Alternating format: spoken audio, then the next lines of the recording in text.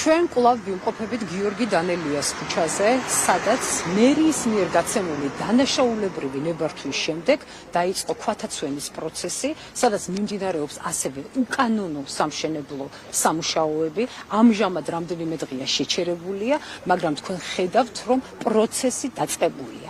ჩვენ მოსახლეობამ მოგვაწოდა ორი ახალი დასკვნა. პირველი ეს გახლავთ ვიზუალური საინჟინრო გეოლოგიური დასკვნა და ასევე საინჟინრო ექსპერტიზის დასკვნები, სადაც პირდაპირ წერია, რომ არის ქვათაცვენითი და კლდე ზვავური პროცესების ჩამოყალიბების, გააქტიურების, საშიშროების ძალიან მაღალი რისკი.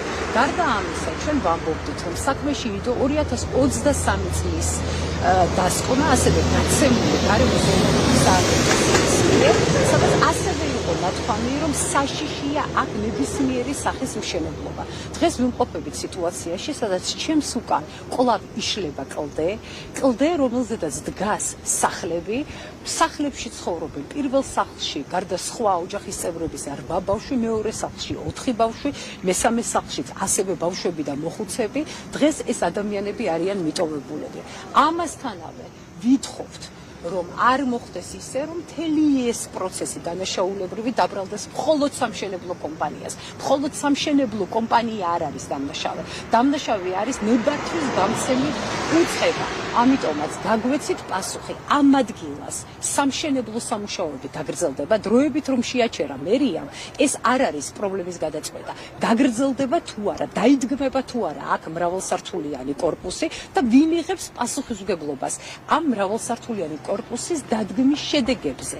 მოყვება თუ არა მას უბედური შედეგები სიცოცხლესა და ჯანმრთელობისთვის შეუქცევადი. ასევე მივმართავთ პროკურატურას. დაიწყო თუ არა გამოძიება. თუ დაიწყო, რა შედეგებია მისული, თუ არ დაიწყო, აუცილებელია რომ დაიწყოს გამოძიება და ჩვენ ამ ქალაქში ვნახოთ დაჟილი პიროვნება, დაჟილი იმისათვის, რომ ამ ქალაქის ჩაბეტონება ხდება მოსახლეობის მოტყუება, არავინ არ ზრუნავს მას სიცოცხლესა და ჯანმრთელობაზე. დღეს ჩემთან ერთად იმყოფებიან ასევე მოსახლეობიდან წამოსული ადამიანები, რომლებიც ამბობენ, რომ მათი უფლებები დაუცველია. დაუცველია სიცოცხლის უფლება, დაუცველია ჯანმრთელობის უფლება და დაუცველია მათი ქონების უფლება. დღეს რომ ეუბნებიან გამოდით სახლებიდან, არ ეუბნებიან სად წავიდნენ, მათ ქონებას რა ბედი ელის და ზოგადად მათზე ვინმე ზრუნავს. ამიტომ კიდევ ერთხელ ვაყალიბებ ჩვენ მოთხოვნებს. გვითხრან, აშენდება თუ არა კორპუსი, დროებით შეჩერება საქმის გადაწყვეტილება არ არის.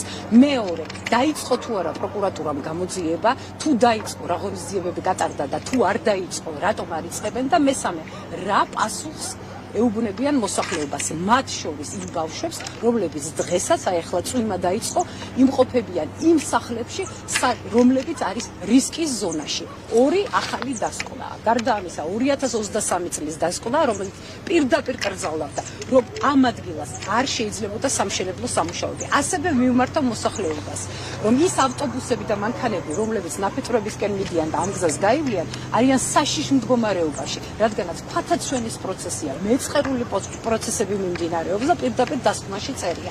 ამიტომაც მოუხმეთ გონს და დროზე გაეცით პასუხი საზოგადოებას, გაეცით მოსახლეობას, რას აპირებთ, აშენებთ თუ არა აქ კორპუსს, სჯით თუ არა დამნაშავებს პირებს კანონის წინაშე მთელი სიმკაცრით და რას ეუბნებით მოსახლეობას.